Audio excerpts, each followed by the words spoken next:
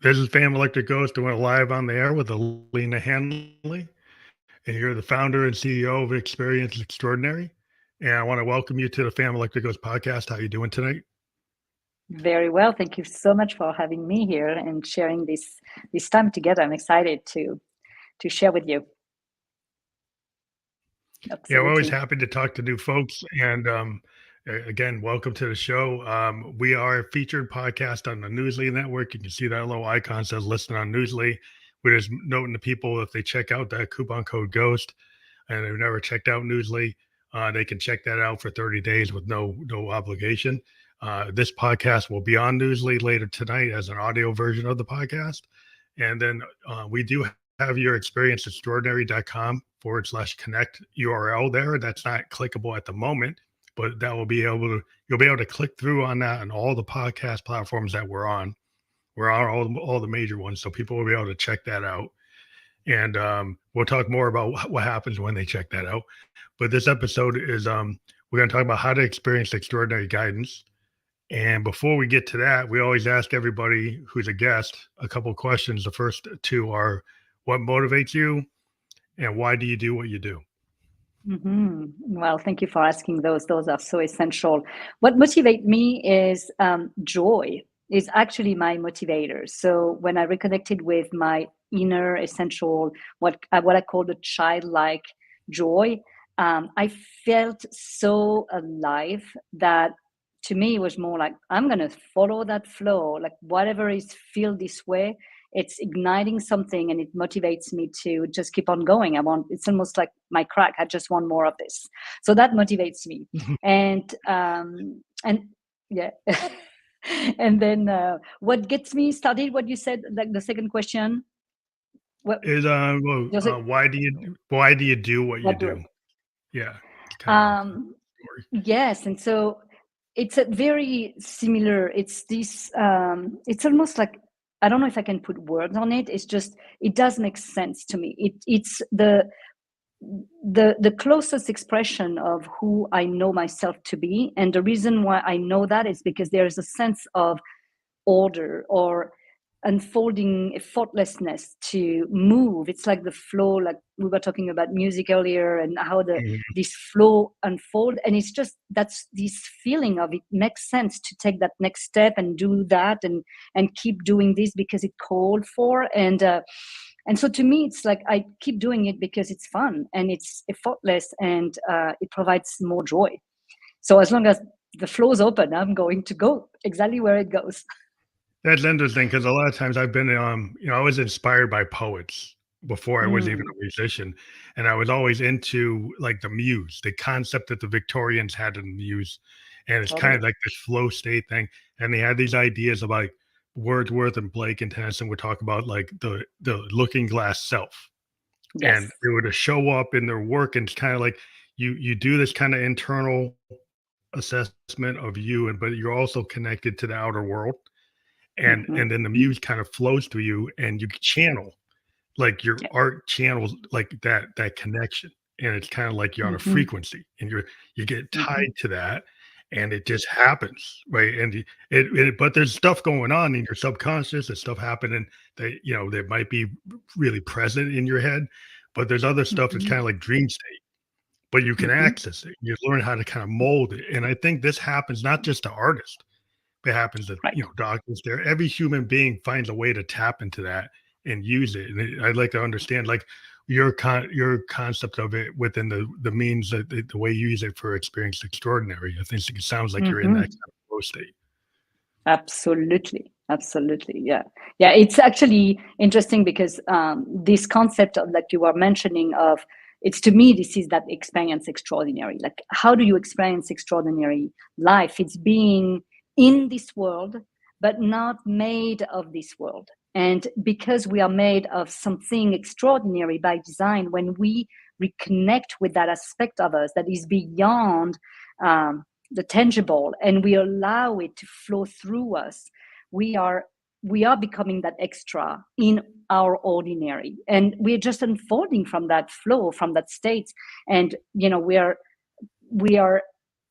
enabling ourselves to access to opportunities that would not be available to us in different states, right?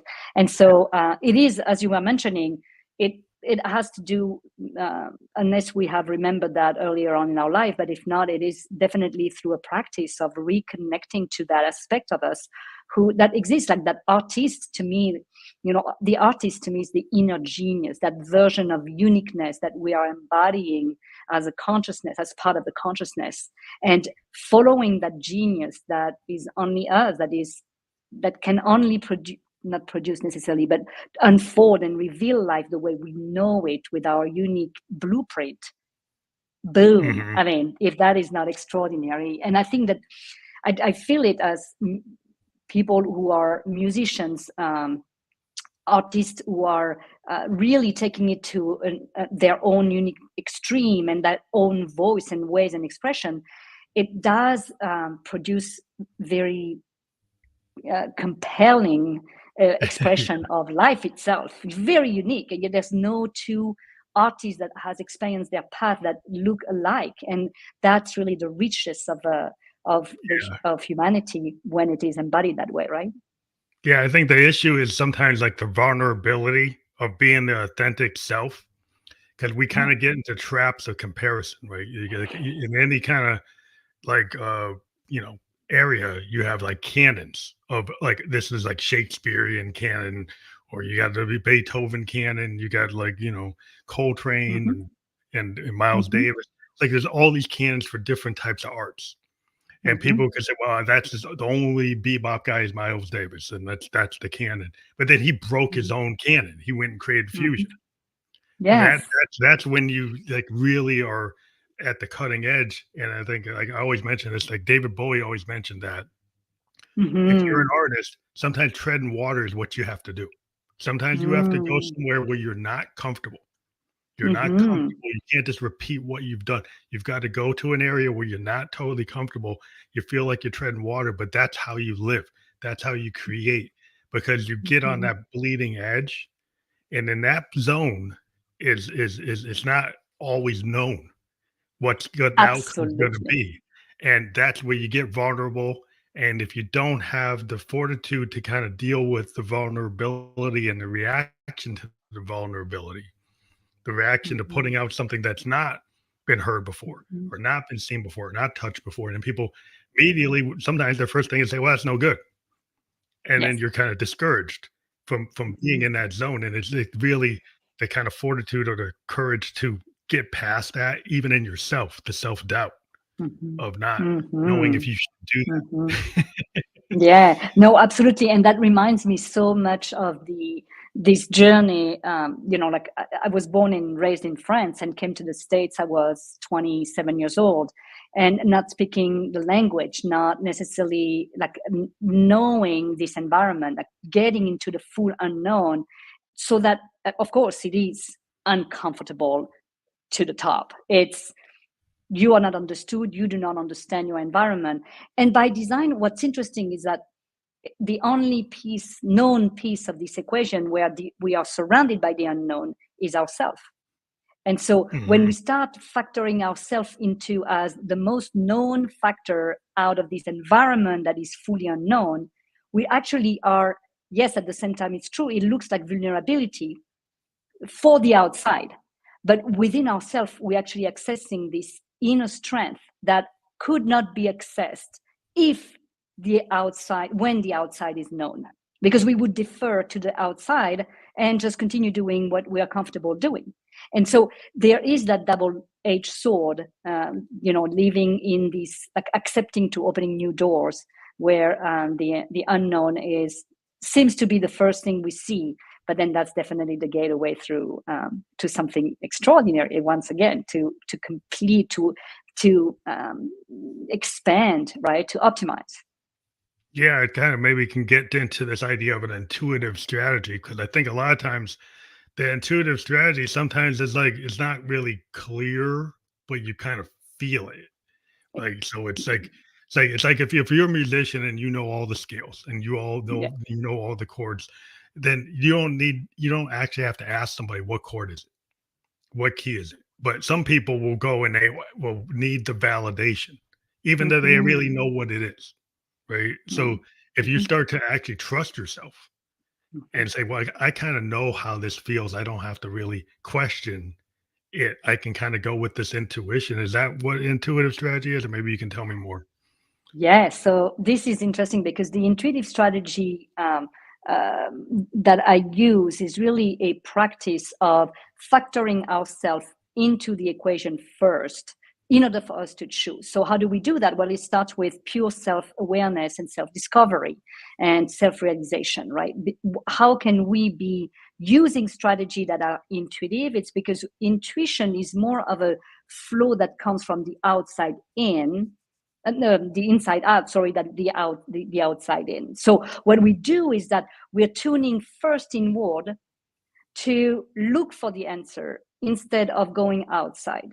And so what's happening is we, yes, are confronted to, can I trust what I feel, sense, know, and that I cannot prove, that I cannot Mhm. justify, that I cannot, right?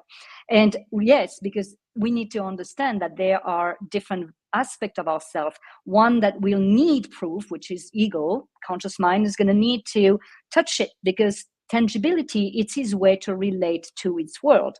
Our emotional and more soulful, I would say, energetic and spiritual self doesn't need proof because the proof by the fact that of the awareness of that exists, and that is not something we can prove to anybody outside, nor shouldn't we needing to prove it to another aspect of us.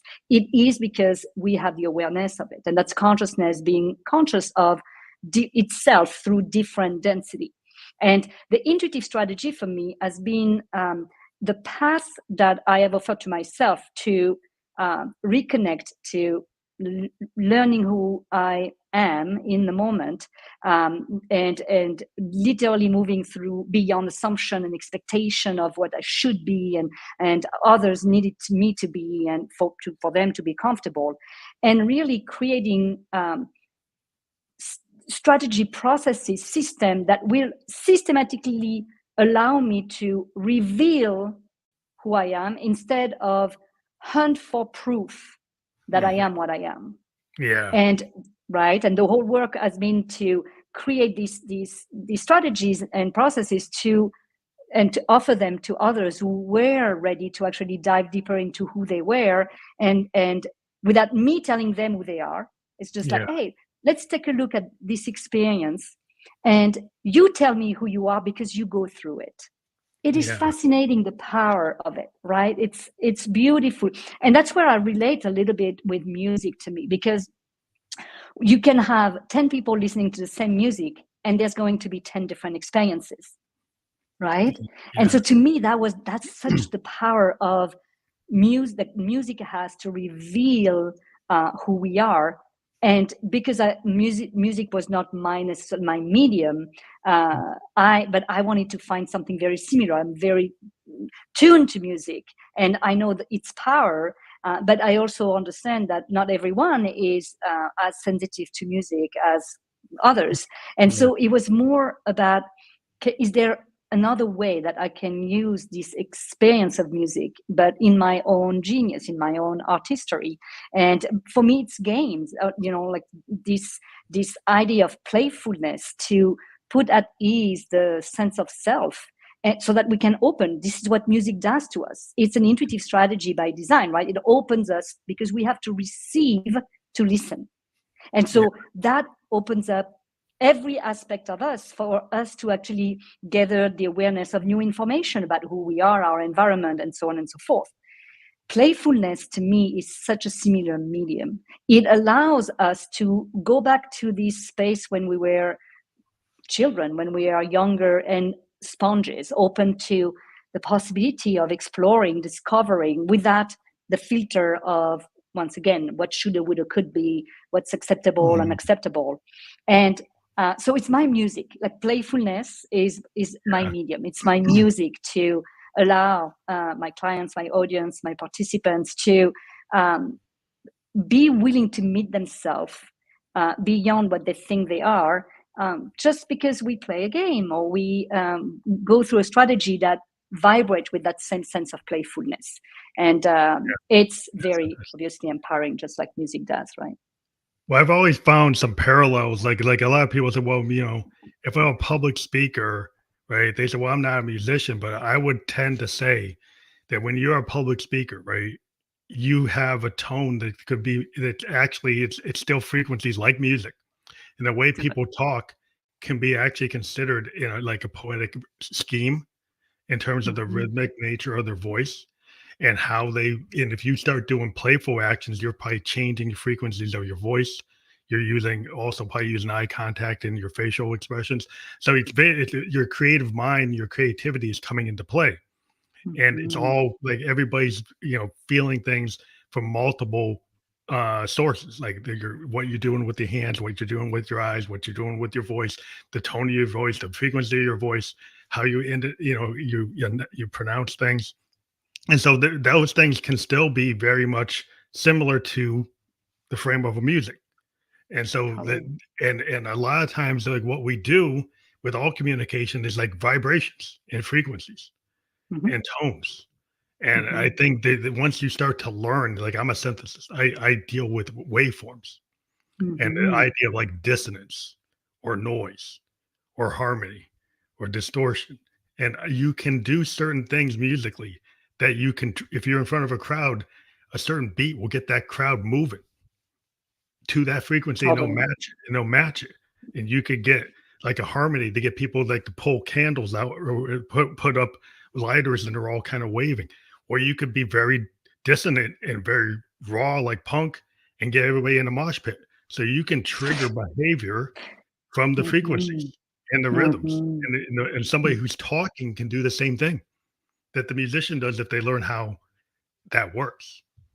Wonderful. Yeah, totally. I totally see it. And that's a very, very good point. Yeah, absolutely. Yeah, everything is technically, frequency, energy. And so how to tune into that aspect with our own way, that has been the fun for me to connect the dots in this way. Yes, between the intangible and the tangible. Definitely. Yeah. And that's interesting about the intangible and the tangible. And then you could also tie it to like emotional intelligence. And maybe you can dive into that because sometimes people, they maybe they don't understand what that means or they don't understand how it relates to how they're experiencing the world. And maybe you can give examples and talk about it. Yes, emotional intelligence. I feel like and maybe me coming from France, where there's definitely a different connection with emotions, where it feels like it's a lot more acceptable to be emotional when you're French, not as much if you're American. And right. And once again, there's plus and minus in every way. But what is true is that we are, as human being, emotional being, and our way to connect is strongly through our emotional self. And so learning to re-engage ourselves with our emotional intelligence, which our capacity to feel, is determinant especially now more than ever, in a world that is feeling unsafe in its connected power. And that we cannot do it, obviously, the machine, that's one thing that the machine cannot do at this time. And that we can really, do, because that's our genius. That's what the human being can actually do. That's when we are going back into the place of what we already own by design and use it purposefully instead of fearing it because we have been misled in understanding what that is. We can really transform the landscape of who we are with ourselves, in our relationship, in our family, in our community, and technically even in our organizations, our business wise, and obviously the world. And so emotional intelligence to me refer to our capacity to tune into recognizing, just like the different notes of the scale is, how can you recognize that it's a or a C and of that scale or that scale? It's because you're tuning into a different frequency. That's the same thing for us. And so imagine the power of knowing oneself through having tuned into our own emotional intelligence and using it as a tool to navigate our own sense of self. Emotional intelligence equal emotional management. And Mm. if today, if this is not something we all need to learn, I don't know what is.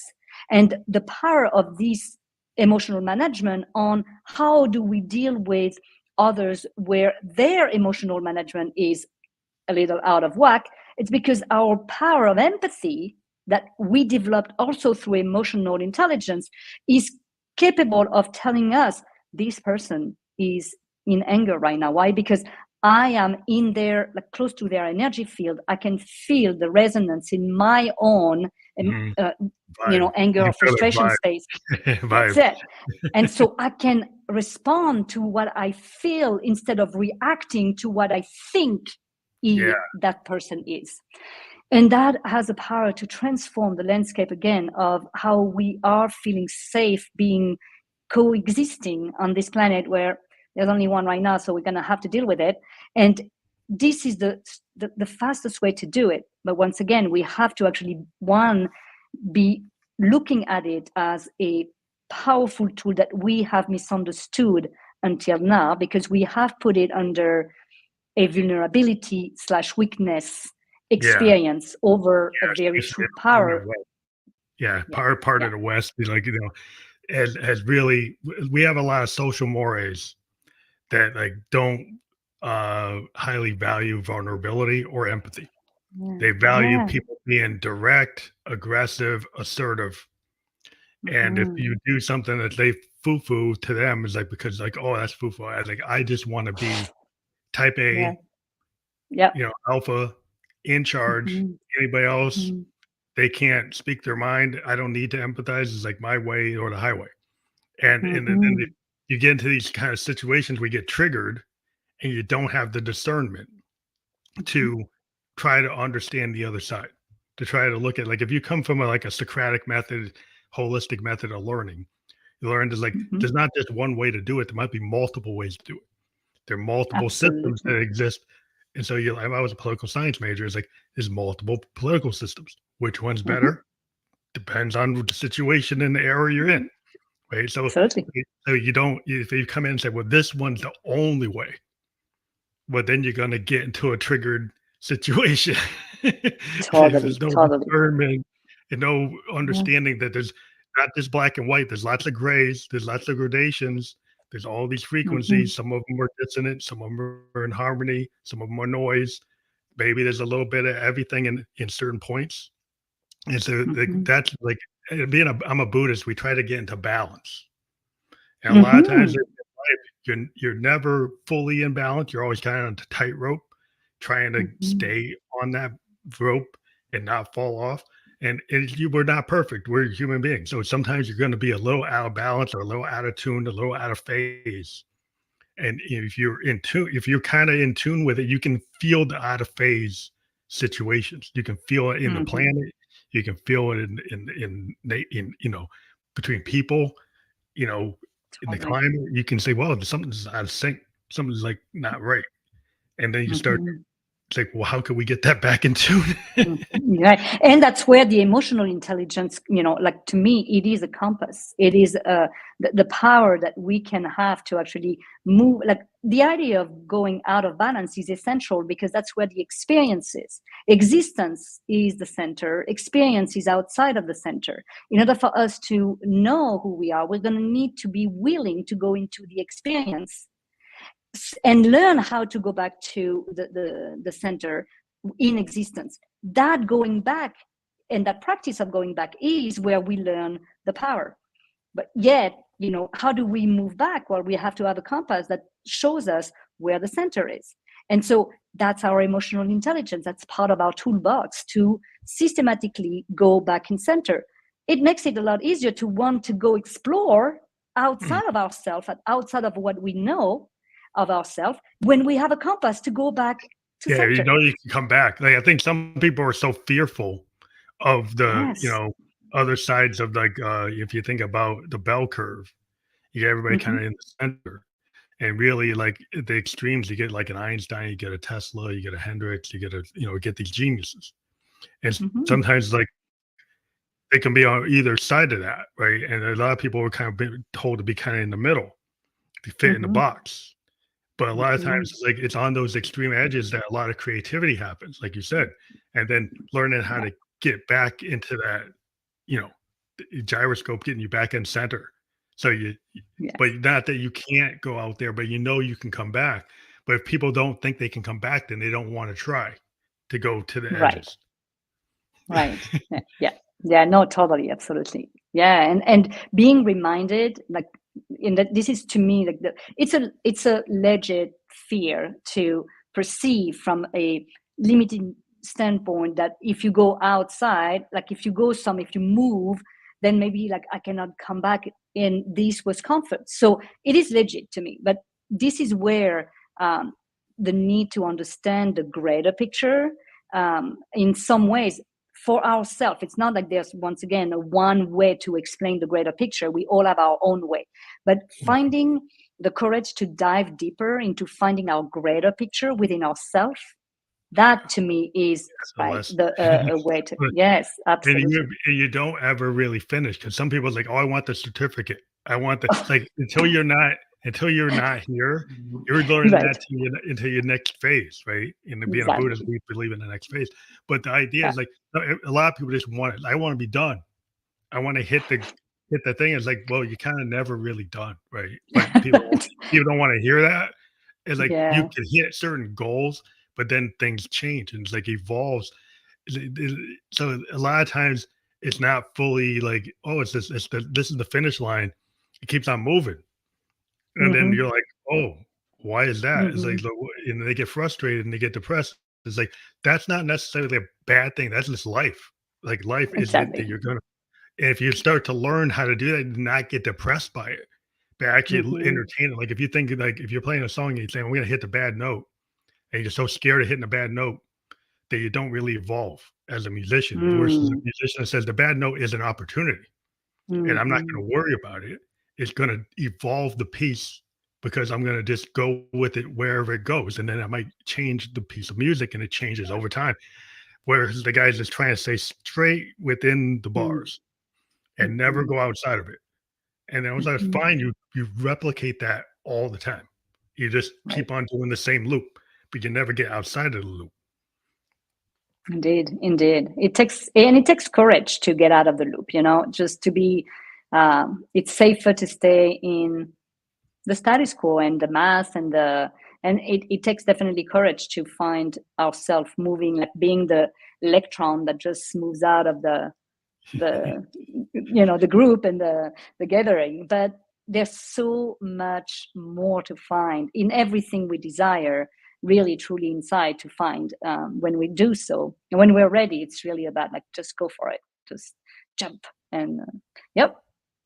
Yep. I like to talk So about maybe like the power of synchronicities. Synchronicities. mm, There's one thing you talk about synchronicities, and why do you give power to synchronicities? Maybe kind of define synchronicities, and yeah. why you would give power. Yeah. So the way I consider synchronicity is, it's a little like a little magic trick, because there are, um, to me, synchronicities are information that exist at a level of consciousness that I don't have necessarily access 100% of the time, and that when I go access to it, I just see them, and because they belong there, I see them in different form, but that's the same information that exists. And so it just tells me that I have access to this already. And so of course this is like an opportunity for me to follow, because I'm seeing something that, if that I did not notice them, it's because I take it for granted, because this is what I already know. So these synchronicities, to me, they are, once again, compasses to show me that I am moving my awareness upward, so to speak, in the frequency. And so I am continuously going towards a space where there's an alignment between my purpose and what I desire, that is intangible. And it leads me to that version at that frequency where that experience is possible. And so it's a it's synchronicity, not more as a accident or like a, it's like it's a weird thing. It's actually a design aspect of it. Hold on. It's okay. You're right. Oops. It's okay.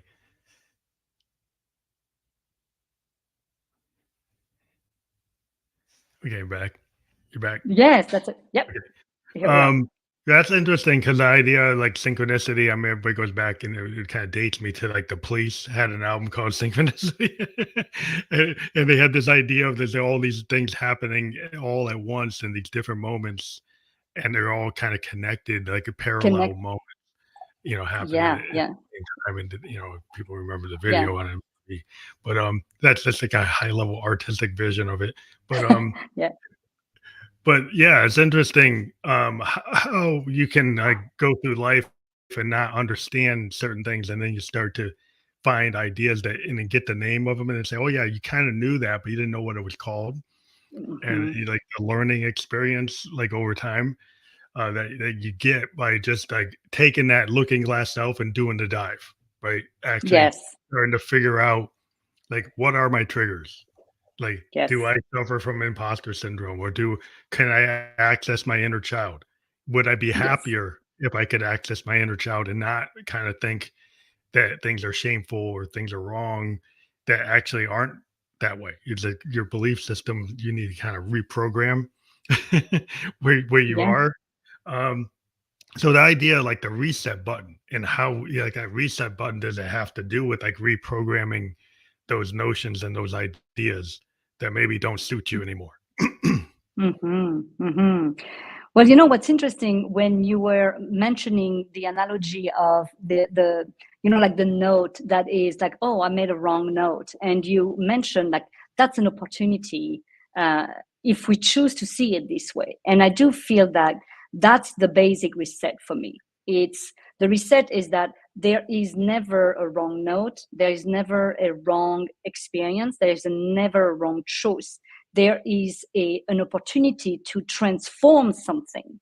And when we go back to that place, I always say my reset mantra is, because I am the right one for who I am in the moment, I am at the right place, right time, doing the right thing.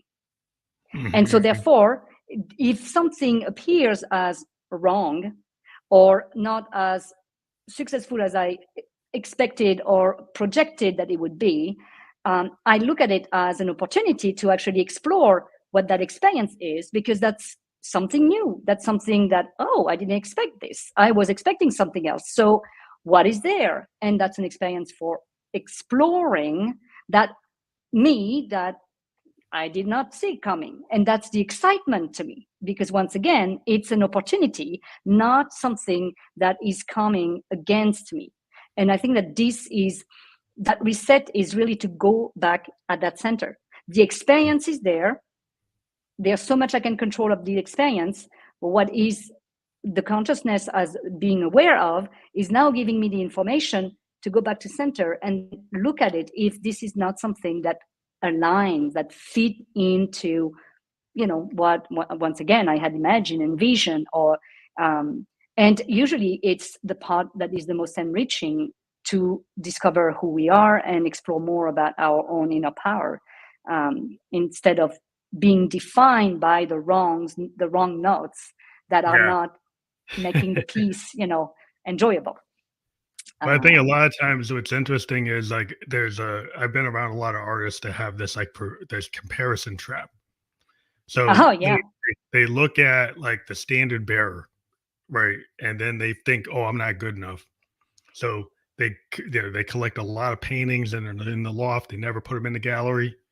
They got a lot of poems, but they never read them in front of anybody because it's not Mm, Longfellow, it's not Hawthorne, it's not Blake, so they can't do it. And I think that's where trying to be too perfect. And I'm yeah. a big believer in this idea of the happy accident. And I'm also in software design. And Hmm. so it's my day job. And a lot of times, like we have all these plans about what we're going to do. But sometimes it's like an experiment. Like if you're a scientist, like this accidental thing happens and it's actually better than what you were trying to get. But if you're in the mindset like, well, that's not what I wanted, so I'm just going to ignore it, then you're kind of not living in the present. You're not Mhm. taking the opportunity because you're so planned out that you can't even entertain anything that Mhm. deviates from the plan. Yeah, absolutely. And really, that space of being like, that you're mentioning that is so essential for me to the creative process and ultimately to this continuously evolving with purpose is to be present with what is. And detaching the need to project what is as what it should be, and disregarding it because it does not look like it should be, and really starting to stay present for what shows up because it's exactly what needs to show up. And every single time that like the experiencing the extraordinary of time of life is really here, here, Mhm. here, Yeah, right? present And moment. Yeah. right, yeah, no, absolutely. And That's a so, hard thing and for people. that is a challenging experience because that's a lot of power. And so, in order for us to harness that power, we're going to need to find the wisdom first to and manage the capacity to manage that power. And that's what challenges us, right? That's what makes it a little bit of a not an easy. It's a simple path. It's a Yeah, simple yeah. path. We just have to be here and now. But the fact that it's not easy because that's really the wisdom of all virtues of human quality to be anchored in this moment in order for that experience to happen. But there's so much, like when we know what the power that is beyond this, the practice of being in the moment, it Mhm. becomes like it's like, oh my gosh, why didn't I do it earlier? But Yeah, that's the but a lot of that's times, right, like, a lot of ordinary moments can become right, extraordinary. Like, if exactly. you're not, like, trying to judge them, right? So if you're Mhm, judging all these moments and comparing it to this person, well, that person's not you, right? mhm, So then if you just absolutely. think about, "I'm not," it's like it's self-doubt, it's like imposter syndrome, so you're not judging, like, your present activity as being Mhm, meaningful. But that mhm, if you actually start to value it, the mhm, ordinary can become extraordinary and you just missed it, right? Because exactly. your mindset is that you're missing all these extraordinary things because 'cause you're not believing in it. Right. That's it. Yeah, And yeah, that's absolutely. it's not arrogance. You know, a lot of people see, well, like, how did this person get so big? They must be arrogant. You think of like a Hendrix or Mm, a Prince or a Michael Jackson in the music. Like, how did mhm, they think they have a right to be there? mm, Because they felt it and they decided to kind of push it, and it does put them mhm, in a different frame, right? It mhm. puts them in a different frame. He's like, "Well, why do they think they should be Mm, there?" Because they live it and they feel it and they let it happen. Versus yes. a lot of Yeah. people, when that happens, they reject it. Yeah. It becomes really a co-creative process with the greater the greater flow, not just the conscious mind thinking its way through the creative process, but really co-creating and collaborating with something bigger. And Mhm. that is, and that's extraordinary in itself. It's just, it's once again, it's, we all are capable of this. We all have access to it. It's available, it's free, it's here. What we need is simply to create a discipline to be here and not to commit to this, and to not to really accept all that comes as what is, as that perfection of what is. And and that is really moving beyond whatever we have been taught to do and to be, since we're born, through school and our training of what we have been supported in being shaped into. So Mhm. very often we need to work at taking all of this training out to Yeah, upgrade. We need to upgrade ourselves with yeah. a different Sometimes you have way. to kinda like, a lot of times, like at Berkeley, they'll say, like, "Here are all the rules for music theory." Now when you get out Okay. there, like, break them.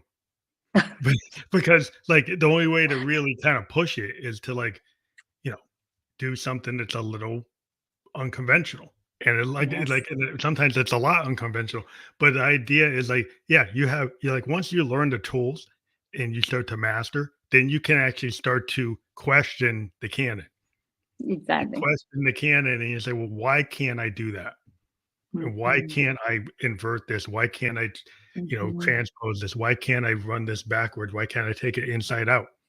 Like, and Mhm. that's when people start to really find the magic, because it's like you don't have to actually live by the rule. You can be Mhm. informed by the rule. Totally. Totally. Absolutely. Yeah.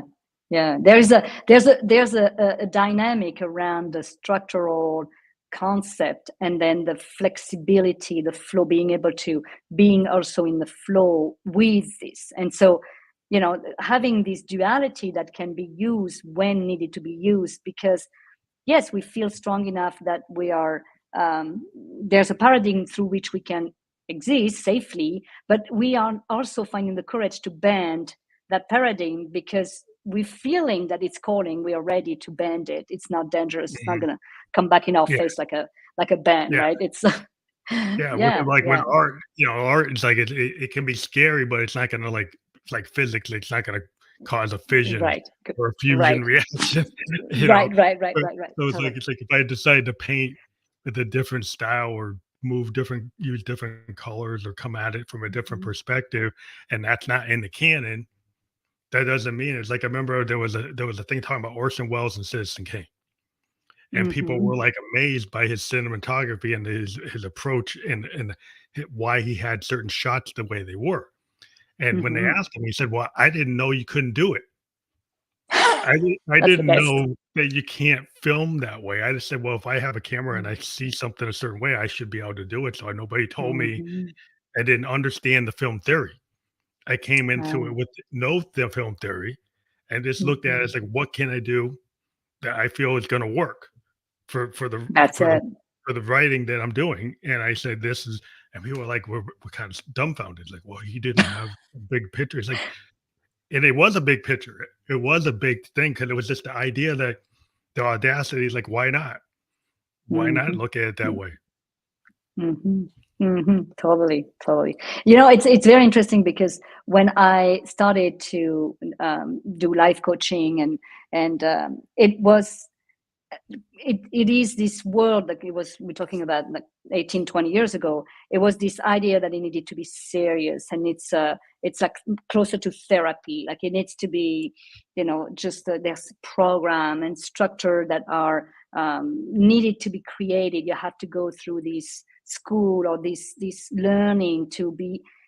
And really that was where for me it was just like, it doesn't have to be serious. Like what if coaching and growing could be fun and could be Yeah. playful and could be light? Wouldn't more people want to do it? I mean, Yeah. to me, it's That's like, the thing. it can, like, what if we can dance with vulnerability and really just enjoy the dance? And then Yeah. to me, it was like, no, I'm going to go the other way. And it's true that I have encountered, uh, like for probably 10 to 12 years, like it's been about 7, 8 years that it's because it has proven its path. But for 10 to 12 years, every single time that, I designed a board game. It's Mhm. the most powerful transformative experience you will ever have in order for you to find yourself. But every single time I had like, okay, well, let's do this session. Well, what is it? It's a game. And literally it was just like, I'm going to change my life because I'm going to play a game. Yeah, absolutely. And I remember talking to entrepreneurs, like 7, 8 figures entrepreneurs who were, at the end of their rope, like they made it, they made the money, but their entire life was falling apart. And they played the game. And it was so beautiful to see this type That's A the reward. personality Yeah, like exactly just opening and just becoming children again, of looking at themselves in a way that they stopped looking at themselves, but they saw the possibility, the potential, and really reopen new opportunity to move forward way more in line with their heart. And yeah, so, that's but that's, that's powerful. yes, It's and really that's the cool that when encounter. you find a tool that's maybe not conventional, and you like to have the game, and people could kind of maybe look down on it and say, well, that's not the right way because they've got this like canon of how you're supposed to do something. But sometimes when you change your approach, when you come in with an approach that's kind of out of left field or out of right field or however, and it's not something that's expected, it can have really powerful results because human beings have a habit of like, if you engage them and you make it fun. Think Mm-hmm. about with kids, like, are you gonna do better if you actually got the kids like engaged and happy rather than going top down, telling them like, just keep on doing this over and over? Like, are you gonna if you turn it into a game, they're gonna probably adopt what you're trying to teach them. If you ever watch Exactly. Sesame Street and it's kind of a Yes. playful game and it's a rhyme, they remember it. They remember the Exactly. alphabet. They remember the numbers. They remember how to do math because he turned it into a fun game Mm-hmm. rather than And when saying, you think "Oh, you got that wrong," and you hit them with the ruler. Exactly, and when we think about it, is the aspect of ourself that is capable of continuously growing is the child. It's not the adult who has already set up its mind or her mind in a certain way that keeps us safe.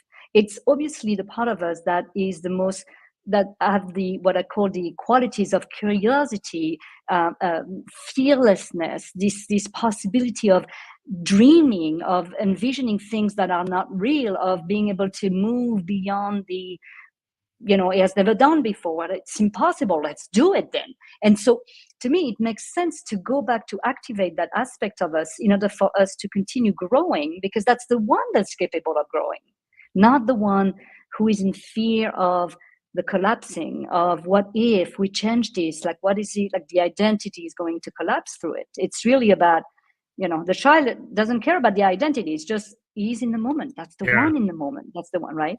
Yeah, the wolf So, at the door hasn't gotten so imprinted in the brain that you're willing to mhm, take on things that maybe as you get older, you're scared. Oh, that's the saber-tooth tiger at the door.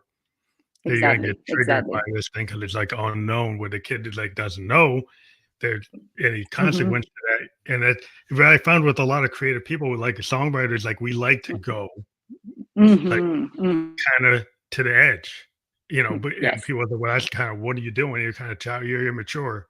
It's not necessarily that you're immature. You're tapping in to that childlike thing, and it might appear to be immaturity, like when you're in that kind of process. And people are like that because some people think like art creation is so serious, and sometimes it's kind of playful and it's kind of like it's like well that's like kid stuff. It's like well yeah that's why it's happening. exactly, exactly. Yeah, yeah, yeah. No, totally. I think that there's we are probably more now ready to, um, because that capacity for us to explore more in our uniqueness is, it's a lot more open than any time before. Yeah. So I do feel like we are on the verge of re-engaging our genius, because we have the permission to do it.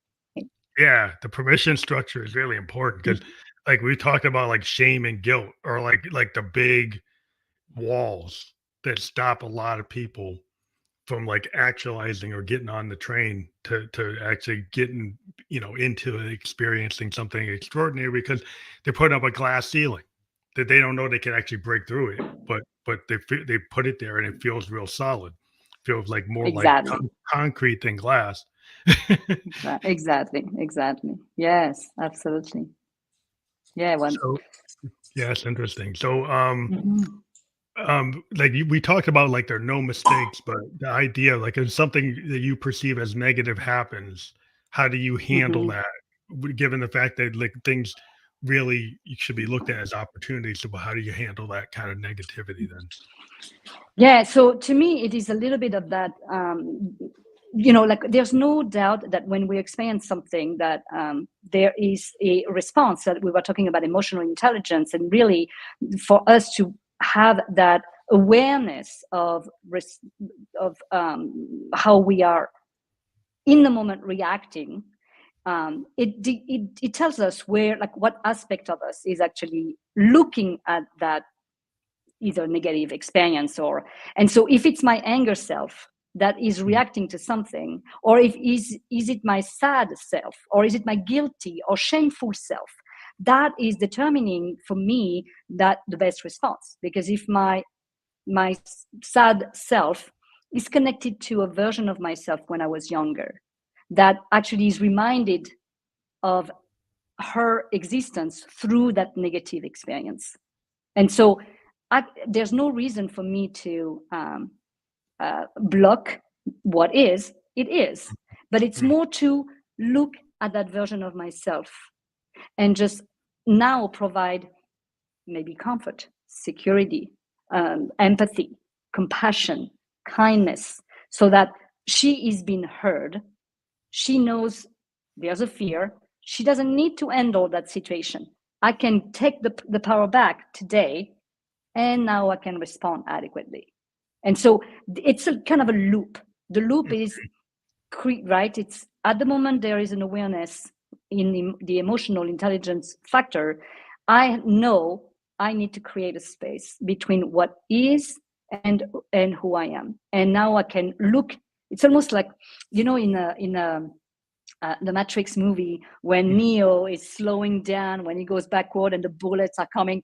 It's a little bit of creating the same feeling, is that I'm slowing down what's happening so that I retrieve more information to not take the bullet in, but just really what is happening. Exactly. That's the same thing, right? Yeah. And really, so, that's amazing. yeah. So that's the idea. And that's the practice, because we can, as long as we have identified our patterns, our cycles, our subconscious patterns that are never going to go away. These patterns have been established for some like 30, 40, 60, 70 years old or years ago. And so the point is not to try to take them away. It's more about, I know they're here and they will be activated when the opportunity shows up. And it's not wrong. It's just an opportunity for me to practice my true power, which is, once again, if I have been out of my center for a reason that is brought by the outside, I can always go back here. Why? Because I can identify what has taken me out of my center and provide the adequate response to go back inside. And it is, our capacity to really navigate in these waters of life, those that we can ignite more consciously, and those more unconsciously, subconsciously, that are coming no matter what, because that's what life is. If that makes sense. Yeah. It makes a lot of sense, because like lessons learned, like a lot of times in life, like we have to look at our lessons learned and kind of like, embrace them and incorporate them into our future path. Right. And so it's not exactly just harping on the past, but trying to find out, are there things I can learn from the things that happened and move forward? And it's like, is that the opportunity of the bad note? Well, it's not really a bad note. It's an opportunity to kind of to change it. Right. And a lot of times it's like, if you're a person, it's like, oh, I'm not going to, like you think about it, like as an artist, sometimes I can just hit a recorder and start playing. Or you could have artists that's like, oh, before I hit the recorder, I'm going to kind of tune up. But what we've learned as artists is like, that tune up time that I didn't record, I really should have recorded it. I actually came up with the best thing when I didn't have the recorder on. So now we have systems that just automatically record everything we're doing. And then we go back and it's like, wow, I wasn't even planning on doing something, but this happy accident is like better than anything I actually directly composed. Right. And so to realize that a lot of nuggets happen that way with artists. That it's usually the thing that they're tuning up. They didn't have the guitar they really thought they should have. They didn't have the best mic. They didn't have the best this or best that. But that moment is so good, you actually keep it and you put it on the actual recording. And that is like the judgment that over time you start to realize it's not always what you wanted it to be. It is what it is. Right. Yes. That's the key to me. It's the acceptance of what is 90% of our capacity to respond to something we perceive negative, because nothing is ultimately and absolutely negative or positive. It is always circumstantial, and the circumstances are determined by our belief system, our experiences, our emotional landscape. And so there's a lot of information in the determination of something being negative or positive. And when we have a lack of self-awareness, we're going to judge that thing instead of and feeling victimized by it, instead of actually looking at, wow, hold on a second, I like what I see and I have identified is my own doing through all of these filters on the emotional, mental, spiritual level. And that I have access to through training, through self-awareness practice, to access to and fine-tune, right? I think that's really important. It's really that self-discovery, but discovering what you call the experience, the extraordinary. But I do want to kind of unpack your URL. Like, so somebody clicks on your URL, what do they actually see there? So they're going to see my contact forms. Really, I'm inviting people to connect. Like, it's not about, like, of course, you can always go back to the other pages on my website, but why not to go directly and talk to me? It's really like, you have a question, you want to know how to experience extraordinary, you want to know how to access to your extra within your ordinary, just go ask directly. Let's have a conversation. Let's have a question answer where there's so much richness, just the connection like that. Those are synchronicity at times, like, oh, I didn't know you 2 minutes ago, but you had the courage to reach out. That says something about you being ready for the extraordinary. So go reach out and connect. I will definitely answer. So another thing we like to ask people before they leave is, like, are there 3 things that you think the audience should know about you that might not be readily apparent? So let's see. Well, I am French, I said, so I don't know if it's radio apparent, but they may hear it in my voice. I do have, I lived in Key West for 3.5 years. That's how I landed after moving from France to the States. And I am married to an amazing man who I met in Key West when I was working for the Navy base in Key West as their fitness instructor. Oh, wow. Yep. That's interesting. That's why I like to Yes. ask the question, because you learn different things you wouldn't, necessarily pick up. But that is really important to like tell the audience to click on the links that we provide, so you can do a deeper dive on what we've been talking about and connect with the guest. And like she's indicated, that's a way to actually connect with her directly on that site. And so that we do encourage people, because that will be clickable when we're fully published. We've been live on Facebook, YouTube, and Twitch. And then once we're off the air, that was immediately clickable on those channels. And we will be on all the other podcast channels that you can watch or listen to a podcast on by tomorrow. Again, I want to thank you for being a guest on the Family Electric Goes podcast. It's always very interesting to get different perspectives. And this has been a really interesting conversation that I don't think we've had before. So that's why we do the show. So that's really great that we introduced the idea of experience extraordinary. And I want to thank you again for being a guest on the program. Yeah, thank you so much. I really enjoyed it, and I think that you are definitely at least born for many other things, but this is definitely a genius of you to guide people through this hour of exploring this artist-like and creative flow-like journey, and I really enjoy it. So thank you so much again for your time, your space, and your guidance. Thank you. Have a great night, or I'm not sure. Yeah, great day. I always forget which time zone it's in, but thank you again. And we always have people come back. So sometimes, like if you have a book or some other projects, a lot of guests come back and they have a second or third interview. So thank you for being on the show. Absolutely. Thank you so much. Goodbye. Bye.